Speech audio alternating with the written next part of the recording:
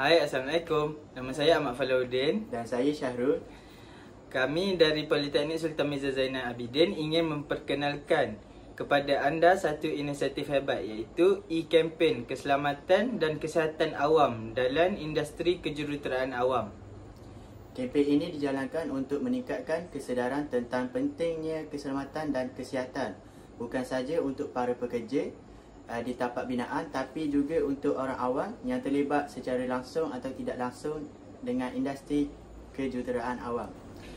Dalam kempen ini akan ada pelbagai aktiviti yang menarik dijalankan secara digital, seperti perkongsian poster kesedaran, video pendek tentang keselamatan, kuis interaktif dan banyak lagi kandungan menarik di dalam platform media sosial. Kami menyeru semua pelajar, tenaga pengajar dan masyarakat untuk sama-sama menyokong dan menyertai e-kempen ini.